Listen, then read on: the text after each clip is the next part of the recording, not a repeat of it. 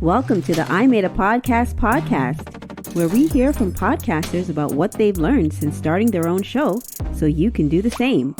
And now, here's your host, Chris Creary. Hello, everyone. Welcome to another episode of I Made a Podcast. I hope that you're having a great day. I sure am. It's such a beautiful day today, and I'm so grateful that you are here listening to this episode. Maybe you're having your morning walk or driving on your way to work or whatever you're doing listening to this podcast. Maybe you're in the gym working out. But I'm hoping that this episode blesses you and causes you to learn so much about podcasting, because today I have a conversation with Nicole Lopez, and she is a real estate agent in the Greater Toronto area.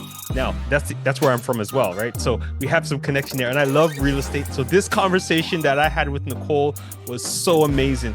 And she has a podcast. Now, I'm going to get her to introduce her podcast, so I'm not going to share it right now, but she has a podcast about real estate, and she's going to introduce it in a second. So I'm going to go get Nicole. But before I do, I'm going to remind you about my podcasting cheat sheet. Now, this is the list of resources that you need if you are going to start a podcast. Hardware, software, everything that you can need from start to finish. And I call it a cheat sheet because some of the resources on this document are free. It's an online document that I created, and as I keep finding new resources that are free, I add it onto that cheat sheet so you can use it and you can get great sounding audio, great sounding podcast without spending a dime. So go ahead and get that cheat sheet. It's in the link in the description. Now, let's get to this episode because I was excited to have this conversation with Nicole. She's doing a great job with her podcast, but let's go talk to Nicole now, and then I'll be back at the end of the episode to wrap things up. Hello, everyone. Welcome to I Made a Podcast. Today, I'm speaking with Nicole Lopez. Nicole, how are you today? I am doing awesome, and I'm really looking forward to this interview with you on I Made a Podcast with you, Chris. Yeah, this is going to be a great conversation. So before, I just kind of want to get into it because, again, we were talking just before, and I'm passionate about some of the stuff that you work in, and I'm passionate about podcasts. So I just kind of want to get into it. But before we go into the conversation any further, can you introduce yourself to everyone listening? Let us know about your podcast, maybe what you do and how they work together, and introduce yourself to everyone listening. Awesome. Thank you, Chris. Hi, everyone. My name is Nicole Lopez, as Chris mentioned. I am a real estate agent with Royal LePage Credit Valley Real Estate Brokerage. And I'm really excited about real estate. And I really have a passion for, helping people to find that right home. And actually, that stems from, as a young child, my parents. Both of them were in real estate. My mother, primarily, that was her main role. And then my father went into real estate afterwards. So I had that experience with watching my mother and my father work in the business, really helping people to achieve these goals that they had in terms of attaining a property. In addition to that, I actually worked in a real estate office when I was going through high school, later in my high school years. So really understanding the ins and outs of what agents were doing on one side, but also what consumers and clients expected. And the brokerage that I was working at, where my parents worked, they prided themselves on providing service excellence. So that was one of the real draws, like that early interest in real estate. However, I did veer off, and I had a science background and I have a project management background.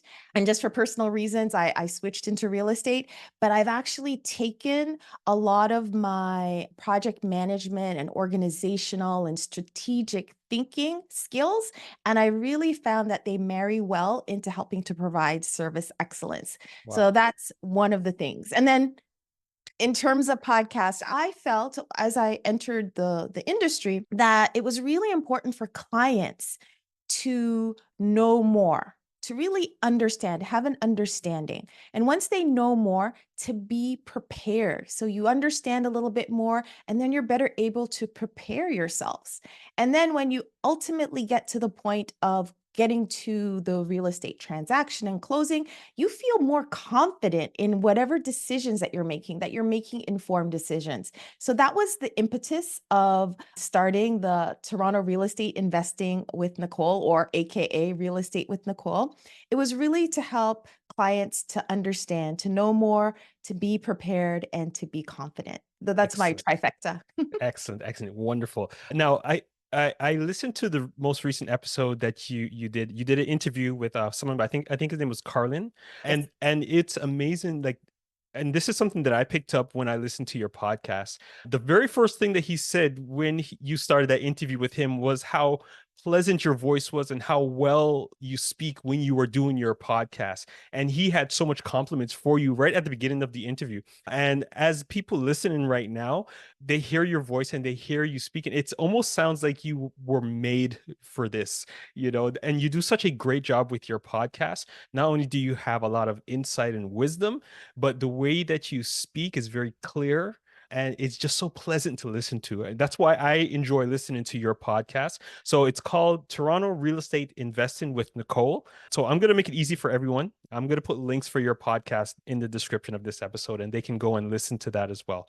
So can you tell me, you kind of alluded to it in your previous answer to my first question, but was there anything else? Because you could have started a YouTube channel, you could have started a blog, you could have started, just maybe like online Zoom meeting and sharing this information. Why did you decide to start a podcast? Okay. So I'm a little bit of a techie file and A techie file. Hold on. I've never file. heard I never Well, heard of that one before. I like technology. Right. I One of my hobbies, I love photography.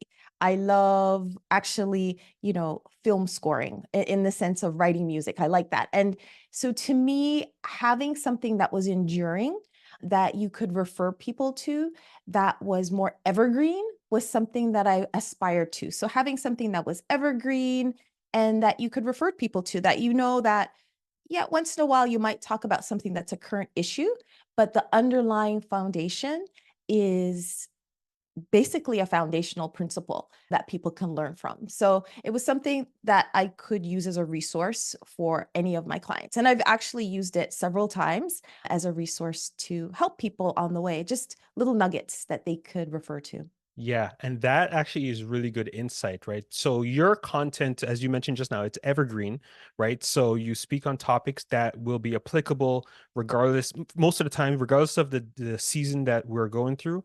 Mhm. It's relevant information and you use that as a resource. So if you're speaking to new clients and if you can sense that they're struggling about a particular issue, you could say, hey, listen to this podcast episode that I did on this topic to educate yourself a little bit more about that, right? That's basically how you're using it, right? That's perfect. And I have one example I'll give you. Sure. I had one of my recent podcasts was on mortgage fraud.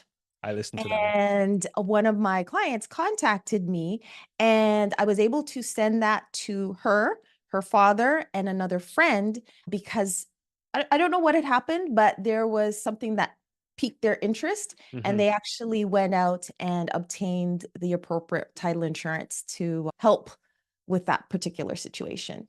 Yeah. The takeaway from here, and now what you just shared is something that's transferable to everyone else out there who may be in a service-based business, or even if you're selling like a product. If you have a podcast and if you can produce evergreen content, you can share that to your clients to educate them. So whatever it is that you're working on in your business, think about starting a podcast and how you can use that as a tool to educate and inform your clients, like how Nicole is doing in the area of real estate.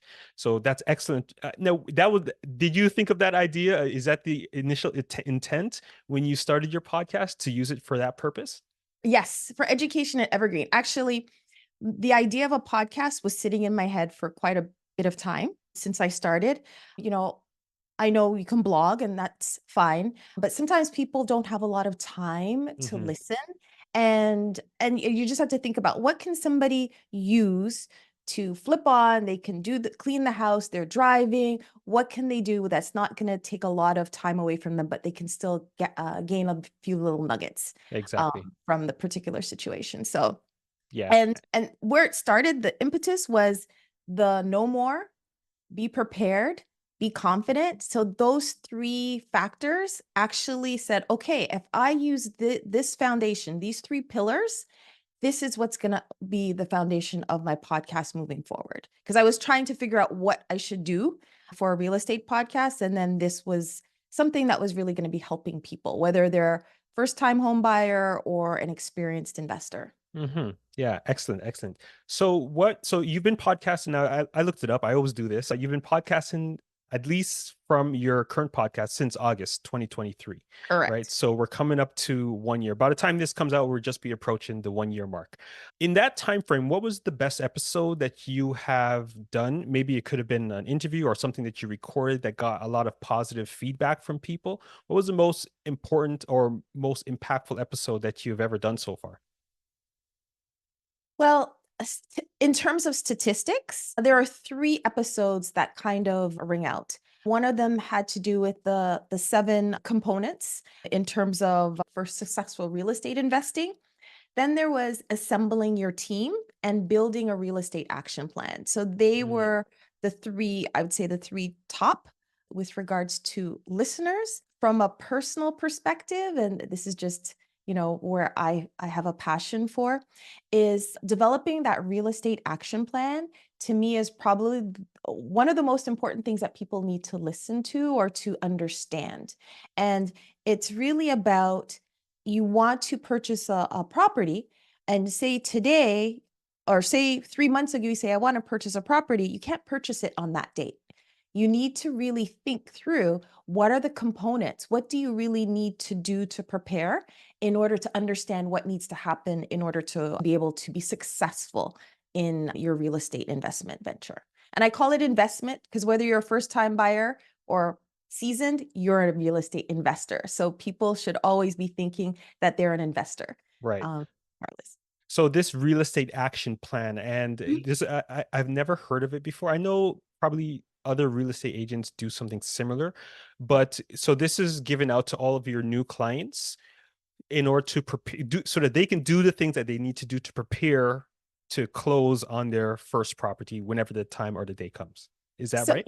so it's more of a discussion. So I have Uh-huh. a plan. I get a calendar, understanding what their needs are. So really focusing on the needs, not necessarily a want, because a need is mandatory, want is extra. Uh-huh. Understanding, having the clients understand the financials. So I'm actually hosting a seminar called The Anatomy of a Mortgage Pre-Approval. So Okay. having people truly understand with a mortgage broker, understand what are the components, what are people looking at, or what is a financial institution looking at with regards to providing you with a mortgage. Yes, there's down payment. Yes, there's credit score, but what does that really mean to them? So having that understanding from a financial perspective, understanding from what are their investments? What are their savings? Mm-hmm. Have they started into one of the plans that's offered by the government? The first time home buyers plan or any one of those plans. Are they starting in that? Do they have an RSP? Are they making investments in it? Is it something that they would be able to use to put a down payment? Do they have family members who may want to gift them? Because a lot of times now we're seeing millennial generation or other generations Mm-hmm. where family members are gifting them or taking out a home equity line of credit and gifting their children or grandchildren some money to help with the down payment. And then understanding what areas they want to look at. What are their needs in the next coming weeks, months, years? And then also understanding what does the real estate market look like in that particular area that they're looking for. So really trying to manage expectations from an affordability perspective because you may have this financial picture and you might have this desire to be in a neighborhood, but from an affordability perspective, that might not be achievable at the moment.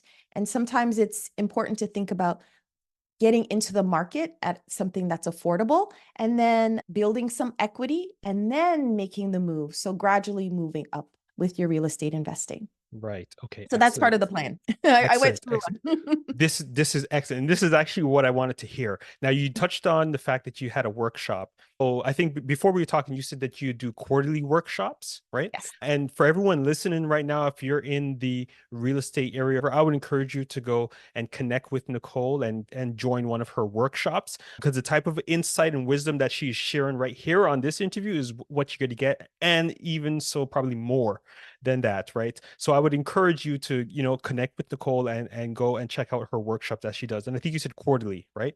Quarterly. I do a quarterly in person. Yes. Okay, excellent, excellent. I'll make sure that they have links for all of your socials and everything as well, because I'm sure you will share that information on your social media as well to make sure that people can sign up for that. Now, Yes. we're both in the GTA. For those people who don't know, and this podcast is worldwide, by the way. But for those people who don't know, I'm in Toronto, and you're in Toronto, Canada. Now, I'm sure you probably heard the news. So the day that we're recording this is June 5th, right? The Bank of Canada just announced that they are decreasing the interest rate by, I think, 25 20. basis points, right? Correct. And I think a lot of people probably are sighing a sigh of relief. And other people are probably like, "Oh, should I jump in now and buy my house? It's going down. Should I make that move?" What, in your expert opinion, what should people do now that the interest rate has made this little drop in the right direction towards affordability? So, okay. And this is where that real estate action plan really comes into play because it Right. helps you to strategically think of the options and what you might do when certain things happen. Hmm. So, and I'm just going to be in general, my advice is in general, it's good to purchase or to get your real estate when it's affordable, when you can afford it, if you can afford the particular property. And that could be regardless of what the interest rate is. I think now coming back to the current situation, the interest rates dropping is amazing. It's excellent. I think there are a lot of potential buyers who are sitting on the sidelines or who are really taking their time. One, waiting for interest rates to drop. And two, which I think is a little less unlikely just based on my current experience, they're thinking that, oh, housing prices are going to drop. So let me talk about housing prices dropping. I have clients that I'm working with and, that's their thinking. And I'm saying, no, we are still having, depending on the property. Okay. So it's depending on the property Right. area. Mm. There are still competitive offers on the table. I've seen a property this past weekend. There was no offer date. I thought it was amazingly priced. It seemed to fit all the requirements of my client. I said, we have to go see this. But they paused and it sold. Actually, there were, I think, 2 or 3 competing offers and Wow. it sold over asking. Um, and that was that was with an appropriately priced property. So that property was priced around market value. When I did all my analysis, it was well priced. So in those scenarios, you're still like pockets, you're still going to get little pockets of that. And then you're going to have the marketing strategies where I think people are becoming a bit more savvy, where it is priced at a lower rate and they're looking for a bidding war. Yeah, bidding Sometimes war. it happens Hmm. depending on the location again. Sometimes it goes through, but I've been noticing more and more often that is not the case. I have seen where offers have not necessarily even been offered for those particular bidding dates. Right. So I think again, it comes down to affordability. It comes down to looking at the scenarios, looking at your timelines, and then making that decision based on what your personal situation is. I Wonderful, hope that wonderful. Yeah. answers. Yeah, that does answer the question because I know in my experience through the people who I've spoken to, everybody is stressed about the interest rate and they think that that's the only factor that determines whether they can buy or not. But like you mentioned, if you can afford the house, you should go and buy it, Mhm. right? Because like you mentioned, the prices, I don't think that they're going to go down. I Yeah. think that this is kind of the new normal when it comes to prices, and the prices will eventually continue to go up as the interest rates come down because there'll be more bidding wars and competing offers and things like that that will drive up the prices of houses. Yes. And let me give you a little bit more. Even this is kind of one of my other 7 components. Yeah, go So, ahead. in the GTA, over the past 40 plus years, we've seen the average trend of equity between about 6.6 to 7%. So, it grows, equity in your property grows 6.6 to 7% per year. It probably slowed down in the last couple of years, but when I look at the trend line again, it's picking back up. It did a little dip but it's going back on trend. So we estimate people typically double equity every 10 years in their property. So when it's affordable, I think that's a wise thought. If people can afford it, that's probably the time for them to look at purchasing, and also looking at their options in terms of what's appropriate from a financial perspective on the type of interest rate or the type of mortgage that they actually lock into. Right. Yeah. Again, excellent insight. So everyone listening, this is the type of insight that you can receive when you connect with Nicole and listen to her podcast. Now, one of the things that I was thinking about, my wife and I, we were, kind of thinking about getting investment properties and stuff like that, and comparing the prices for real estate in Toronto and comparing it to places like Calgary, because the episode that you did recently with Carlin, he's in Yes. Calgary, right? And there was a point in that episode where he says a 2 bedroom, he didn't mention the square footage, but he said a 2 bedroom, 1 bathroom condo can go for about 350 in Calgary. And I'm here sitting in Toronto, like, what? 350? Let's go. Let's, you know. But when Yeah. it comes to, what would be some of the things that we need to consider, right? If we are going to maybe make a real estate purchase Mhm. in another part of the country or even a different country. Okay. So, okay. And I'm going to just talk about resale at the moment because Sure. pre-construction has its own thing. Yes, absolutely. Okay. Absolutely. So, from a resale perspective, my recommendation would be working with somebody who is local. So, and a way to do that is to have a referral. Like, I'm going to plug myself now, but I have a broad base of referrals, not only from Royal LePage referral network globally, but I also belong to the Buffini group, Brian Buffini group. So that's another huge range of real estate agents from across the US and the Hmm. globe, that referral network. So one thing is to definitely ensure that you are referred to somebody who's local, knows the area, that's appropriate. Another thing to think about is also, maybe I'll even go even bigger, having your team. So this is another episode that I have, assembling your team. So making sure that you have a lawyer in that area that knows the real estate law and somebody who is reputable and can really serve your purposes. Having a home inspector, somebody, if you need to have an inspection, having somebody on your team. So really, I would say assembling a team and having that team kind of in place, knowing you want to do something there, but making sure you have those individuals lined up, and using your real estate agent look here that to help you to recruit those individuals to build that team for you. And then ultimately, if you're not living in the area, how are you going to manage it? Property Right. manager. So my suggestion would be to have, again, a property management firm that you trust that can really serve your purposes. Right. Excellent. Excellent. Again, I wouldn't, I mean, I know having a team is important, but I would not have thought about having like a lawyer there that Yes. knows the area, knows the laws of that city or that province or state, wherever, and Mhm. having a real estate agent there that can understand the area and the nuances of a particular area. So that's again very good insight. So you said you covered that in one of your episodes as well, right? For your Yes, having a realist, yeah, having your assembling your team. Yes, excellent. Wonderful. Yeah. So let's shift a little bit about your process for your podcast. Okay. Now, you started in August last year. Mhm. Now, we were talking just before we started recording and about production and how you produce your podcast. Can you walk us through that process? Okay, sure thing. So I decided, as I kind of said, I said techophile, but because writing music or audio, I felt that audio was so important. And it's a podcast. People need to be hearing you clearly and Yes. understanding you. So I actually employed a producer. So Stories and Strategies are my producer, because I didn't want to take on, I kind of be perfectionist when it comes to these kind of things. So I didn't want to take on that additional work in addition to serving my clients. Hmm. So he uses Riverside as the program software. I have a Shure MV7 microphone, Hmm. and I have the headphones. In terms of lighting, I am sitting right in front of a window. So unless it's a cloudy day, I don't need to use my photo lights. So that's the lovely thing.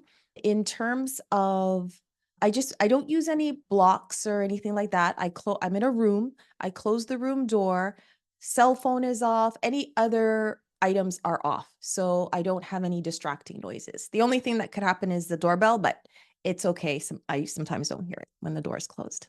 Oh, wonderful. So your setup is fairly simple. And because you employ a producer, Mhm. they take care of all of the technical stuff, the editing, add in music and stuff, your intro and your outro. So basically all you do is make sure that your environment is, free from distractions and free from external noises. You turn on your Exactly. computer, sign into Riverside, position your mic, and you just go from there. Exactly. From a technical perspective, yes, that's what I do. Mhm. Now, there was one thing that you said Mhm, that is very important, and I want to make sure that the other podcasters listening to this, mhm.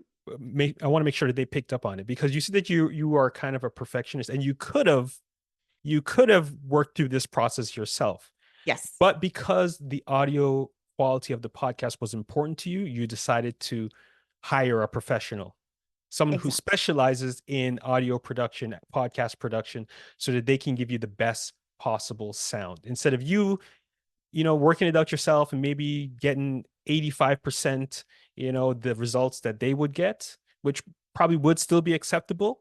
You Mhm. decided to allow your focus to be on your clients and your business as a real estate agent, and let them worry about the production and making sure the audio quality is perfect. Am I capturing it right?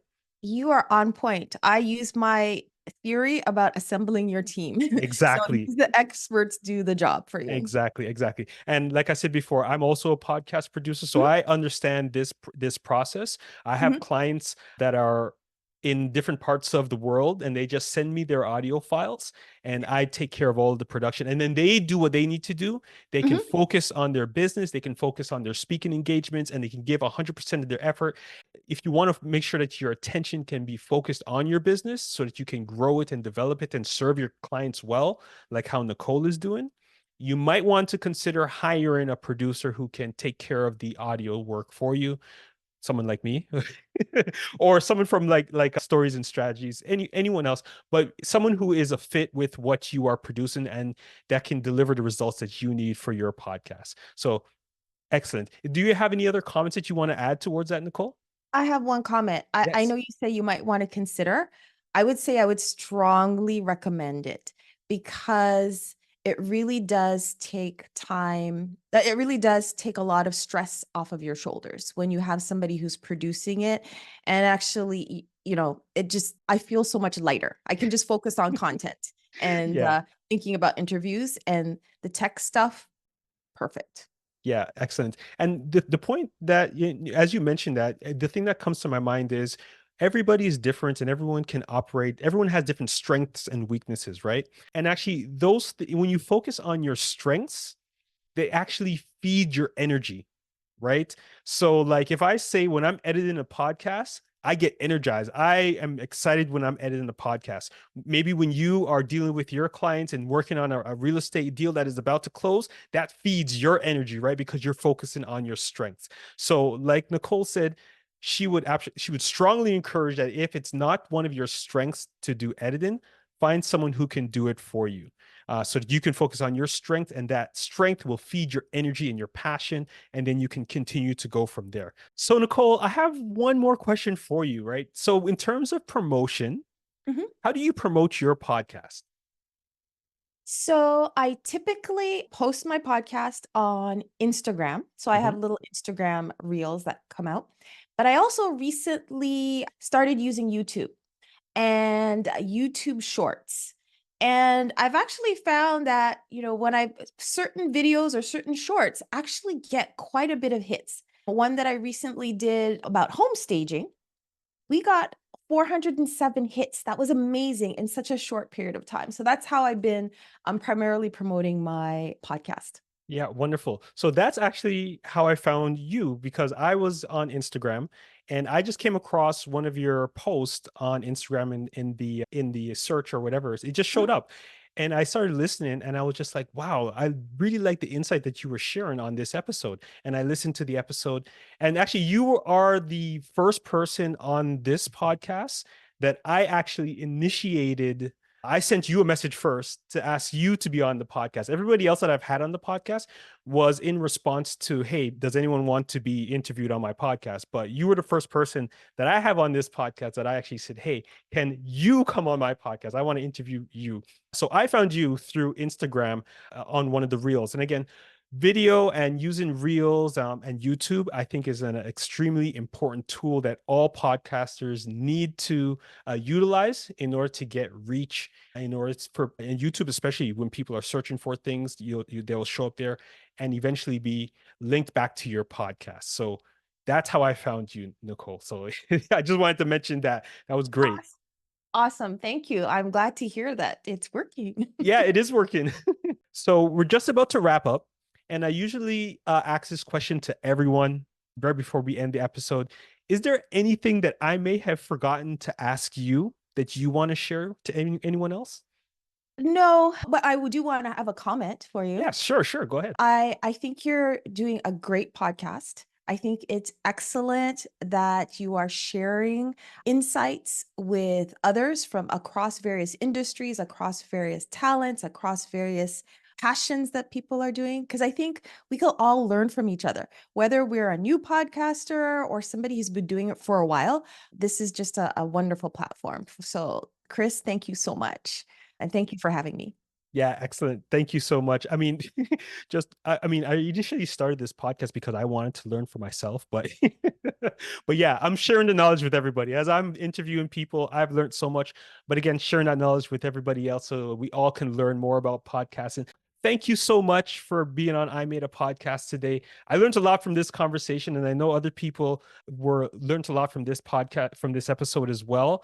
So again, your podcast is called Toronto Real Estate Investing with Nicole. And I'm sure it's on all of the podcasting platforms out there. So you can search for it, or you can just check the links in the description. I've placed links for all of Nicole's social media accounts, and her podcast. And remember, she has a workshop that she does quarterly. So if you're in the market to buy a house and you want to put yourself in position to do that successfully, I would encourage you to go sign up for Nicole's workshop that she does quarterly. So Nicole, thank you so much for being on I Made a Podcast. This was an excellent episode, and thank you so much for your time. Thank you, Chris. Loved it. I appreciate it. So see, I told you this episode was going to be great. And I hope that you learned something from what Nicole shared in this episode. It helped me a lot. I learned a lot, and I hope that you learned a lot as well. Now, Nicole's podcast, if you want to follow it, the links are in the description below. So go on there and click on her podcast, follow her on social, follow her podcast. You'll get great insight and great wisdom as she shared in this podcast. If you are in the market to buy a house or sell a house in near future or get an investment property, you can get a lot of wisdom from listening to Nicole's podcast.